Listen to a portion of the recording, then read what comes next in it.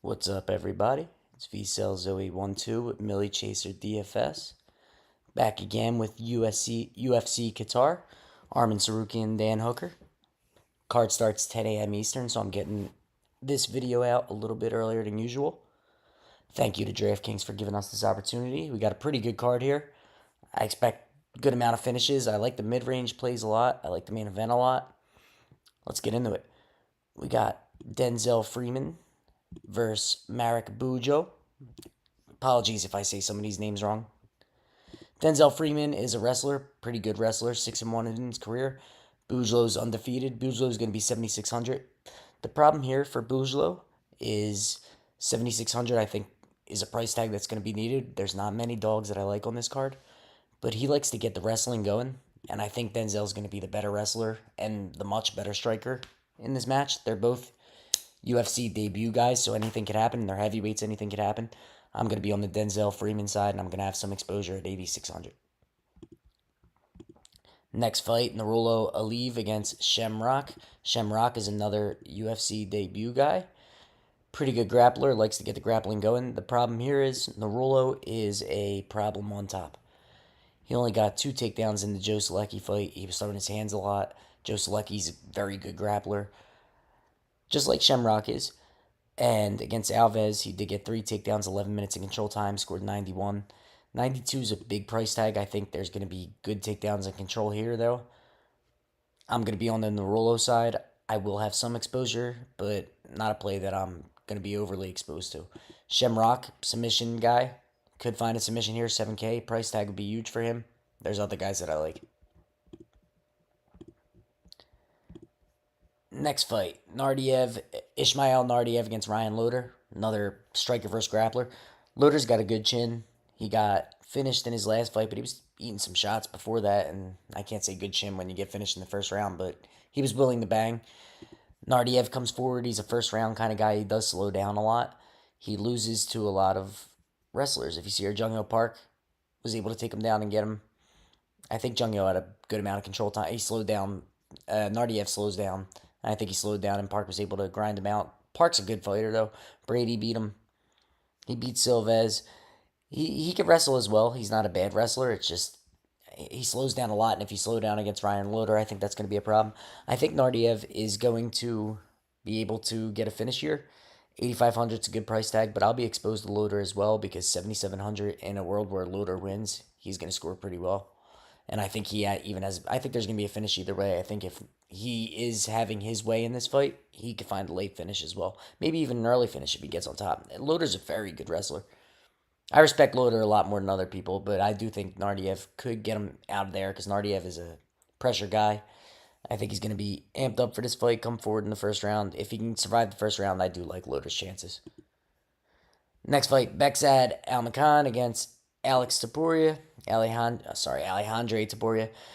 Alejandre wasn't too impressive in his fight against Colby Thickness, but he's a good fighter. Very technical. Beksad's a beast. Beksad, I was against him in the Bracatona fight. I thought I seen what Umar was able to do and how many takedowns he was able to get on Beksad and the control he was able to get. And I said Bracatona could do that. And Bracatona is a very durable guy. Beksad just destroyed him. Absolutely destroyed him. And I'm impressed with Beksad. Alex, watching the tape, he's good. He was fighting bums. He didn't really fight for, I think, 3 years before this Thickness fight, so maybe he's back in his groove and he's going to look a lot better this time. I know a lot of people are on Alex Taporia. I think I'm going to lean with what I've seen, and what I've seen is Beksad's a very, very good fighter. Very good, and I like the price. You're going to need one of these fighters, I believe, and I'm going to be on the Beksad side. I will have exposure to Taporia if you're doing more than if you're doing a good amount of lineups, definitely have exposure to both. But there's a fight that I think you're going to need for sure. Next fight. Rafael Cerqueira versus Abdul Rahman Yakayev. This guy finished his opponent in like a minute, not even. On the Contender Series, he's a beast. Undefeated guy, I believe. He's undefeated. I'm not sure. I do think he's undefeated. Against Rafael Cerqueira, I like Cerqueira. Not in this fight, but I mean, he's a fun guy. He comes to brawl. He could shoot takedowns. He's an aggressive guy, but in this fight. I think he's going to get finished. I think he's going to get finished early. At 9,800, is he going to outscore all these other guys who it's tough. I think he's going to need a very quick finish because if I don't think he's going to wrestle in this fight. And if he gets a knockout in the first round, if it doesn't come in the first minute, I'm not sure he lands enough strikes to pay off 9,800. 9,800 is a huge price tag, but he's a big favorite for a reason. I will have exposure to Yakayev. Alex Perez against Asu Amabayev. Alex Perez is good, very good. He beat Nicolau, lost to Tyra, lost to Makayev, lost to Pantoja, lost to Figueiredo, all champion level fighters. Asu is good. Asu has a lot of takedowns. He doesn't have great control, but Alex Perez is a little bit too comfortable off his back sometimes. I think it's going to be hard to take Perez down unless he's totally washed. We'll see if Alex Perez is totally washed. But Asu, I think, is strong enough to get him down, and he's going to be good enough to stay safe from Perez's jiu-jitsu. If it stays on the feet, Asu throws hard, and he could slow down. I don't like this for him if it stays on the feet. I will have much more exposure to Asu. I don't really like Perez at 7,500. I don't see a finish. But I could see Perez very good. And I'm not overly impressed with Asu. He's good. The win against Ochoa was good. I'm impressed with Ochoa. Lost the Cop. No shame there. Beat Nicolau, beat Johnson, beat Vergara. And he's getting a lot of takedowns in all these fights. So with DraftKings, I'm higher on Asu for DraftKings than I am betting purposes. But I do like Asu's price tag at 8,700. I like the mid-range a lot.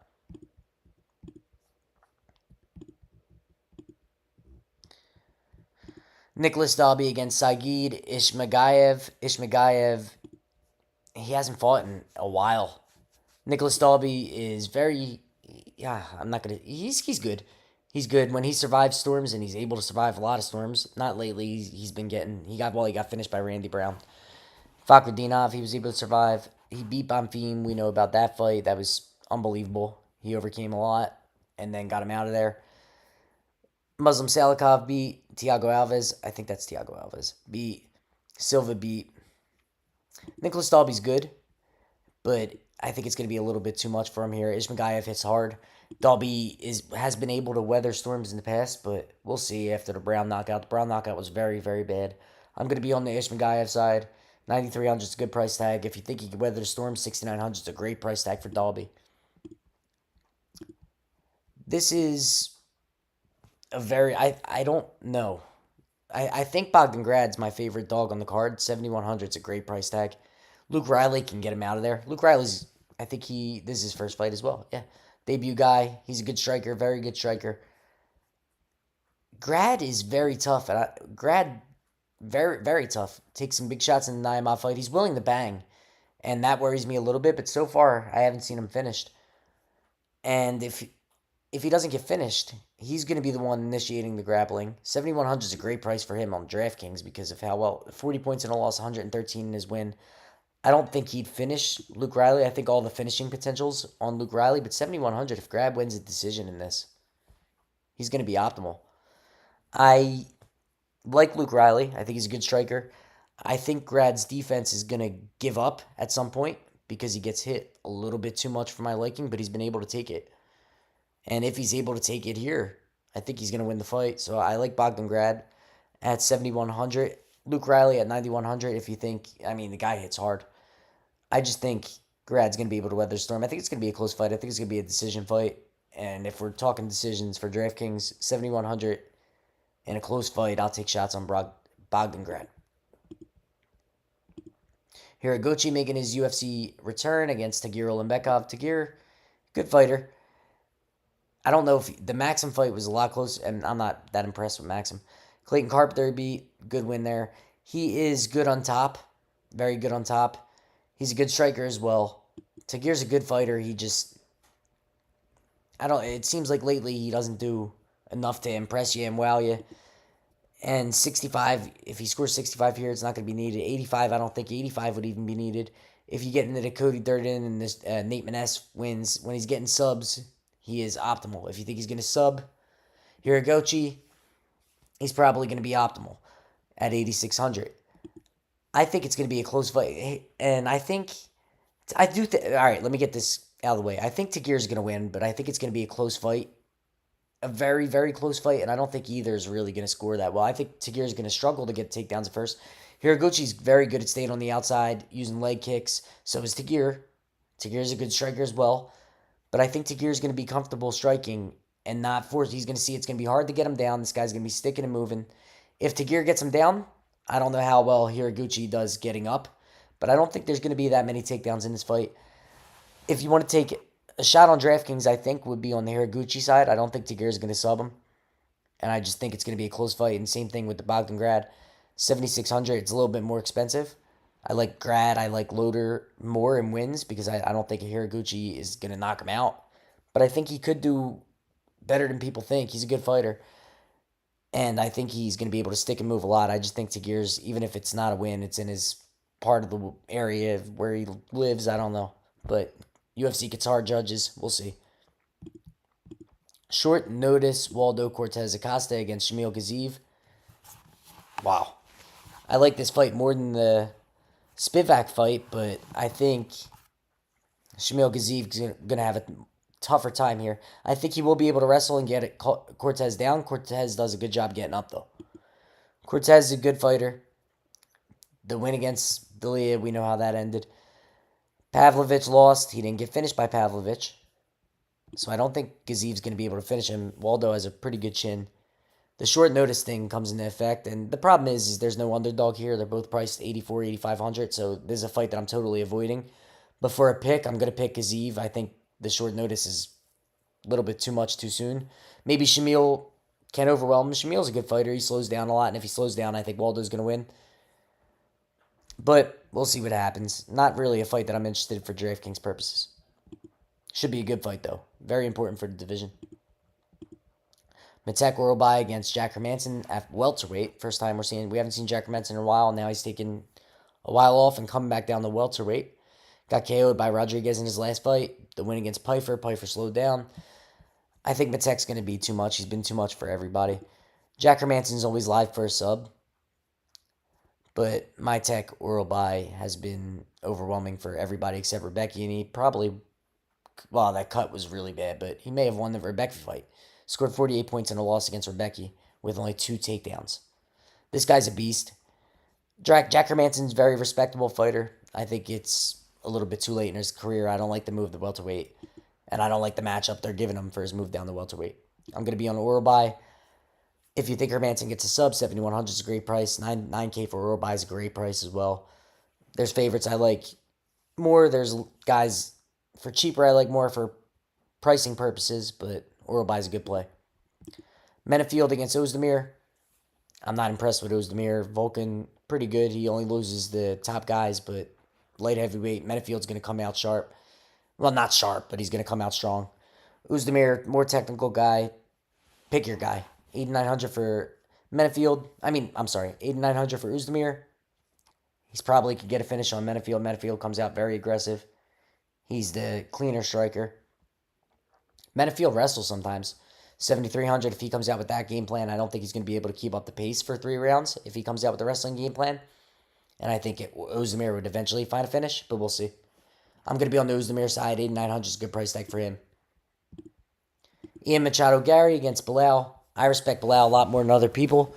I respect Ian Machado Gary a lot more than other people. If Bilal gets a win, he's going to pay off 7,400. I'm on the Machado side. I don't think there's going to be a finish. I don't like 8,800 for Machado. I just think he's going to be, I don't think Bilal's going to be able to get him down. But Bilal puts a lot of pressure. He's going to be in Machado's face. I think Machado's going to do a lot of sticking and moving, jabbing, point fighting. And I think he's going to get away with that. Excuse me. If you're on the Bilal side, 7,400 is a phenomenal price tag for him. Main event, Armin Tsarukyan, Dan Hooker. Love Dan Hooker. Love his fights with Mac Life. Watch them all the time. Very fun guy. Very good fighter. The win against... Drawing a blank. Gamrot. I was on Dan Hooker because Gamrot doesn't have good control. He has good takedowns, but not good control. The difference here is Armin Tsarukyan has, now that Islam's at welterweight, the best control in the division. When he gets people down, they're normally not getting up. And I think it's going to look a lot like the Alvarez fight. A lot like the Oliveira fight, even. No, because he didn't get a finish there. Yeah, a lot like the Alvarez fight, really. I just think he's going to get him down and maul him. Dan Hooker's good at getting up, but I don't think he's going to be able to get up against someone like Arman Tsarukyan. I think there could be a first round finish here for Arman. And if it goes longer, I think it's just going to be more DK points for him, more takedowns, more control. I'm going to be on the Arman side, Dan Hooker. If you think he's able to get it done, 600-700 in a 5 round fight, it's a great price tag for him. I respect Arman Tsarukyan. I think he is the better fighter here almost everywhere. I respect his leg kicks as well. He has phenomenal leg kicks. He's a good striker. I don't think Hooker's going to be able to put him out. I respect Hooker, but I'm on the Arman side. All right, thank you guys for watching so much. Once again, it's VCells0812 with Millie Chaser DFS. UFC Qatar starts 10 o'clock Eastern tomorrow. So you got to be up early for this card. Get your lineups in early on Draftkings. Thank you to Draftkings for giving us this opportunity. And I'll talk to you guys soon.